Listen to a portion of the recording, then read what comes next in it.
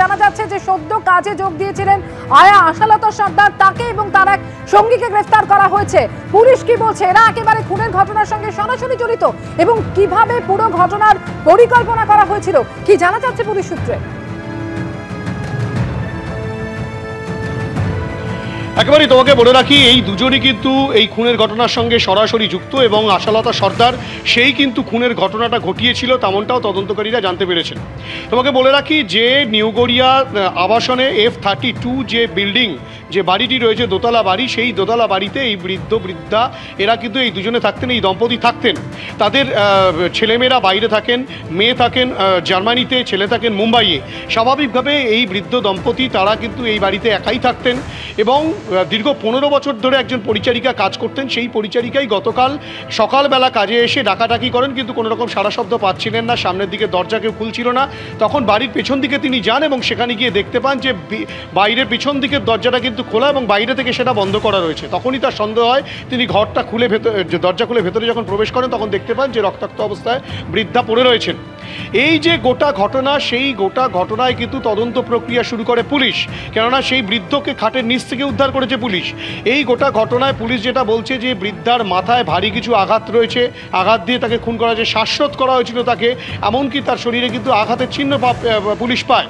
এই তদন্ত প্রক্রিয়া শুরু করে লালবাজার এবং তারপরেই কিন্তু পঞ্চশহর থানার পুলিশও রীতিমতো তদন্ত প্রক্রিয়া শুরু করে যেটা জানতে পারে পুরনো পরিচারিকার কাছ থেকে এই বৃদ্ধার ফোন নাম্বারটি তিনি তদন্তকারীরা পায় এবং এই বৃদ্ধার ফোনও যেহেতু খোয়া গিয়েছিল, সেই বৃদ্ধার সেই ফোনটি দেখা যায় যে সচল অবস্থায় রয়েছে এবং সেটিকে ট্র্যাক করে, অর্থাৎ কিনা মোবাইল ট্র্যাক করে কিন্তু পুলিশ এই অভিযুক্তদের সন্ধান পায়।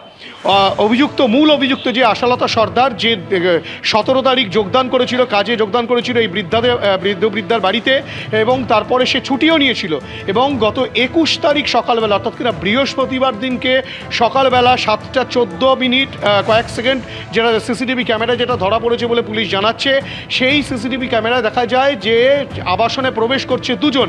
একজন হচ্ছে আশালতা সর্দার এবং তার পাশাপাশি তারই যে সহযোগী ঢোলাহাটের আরেকজন বাসিন্দা মোহাম্মদ জালাল মীর, সেই মোহাম্মদ জালাল মীর এবং আশালতা সর্দার এরা দুজন প্রবেশ করছে এবং যেটা পুলিশ যেটা জানাচ্ছে, তদন্তকারীরা যেটা বলছে যে 7:30 নাগাদ তারা দুজনেই বাড়ির ভেতরে প্রবেশ করে যায় এবং 11:30 থেকে 12টার মধ্যে সমস্ত কাজ সেরে তারা কিন্তু এখান থেকে বেরিয়ে যায়। অর্থাৎ খুনের সঙ্গে কিন্তু এরা সরাসরি যুক্ত। লুটের উদ্দেশ্যেই খুন হয়ে থাকতে পারে, কেননা বৃদ্ধার শরীর থেকে যেসব গয়না, সেসব গয়না কিন্তু সমস্ত গয়না খোয়া গিয়েছিল, সেগুলোকে পুলিশ উদ্ধার করেছে এবং যে মোবাইল ফোন, সেই মোবাইল ফোন ট্র্যাক করেই কিন্তু পুলিশ এই অভিযুক্তদেরকে ধরে ফেলে।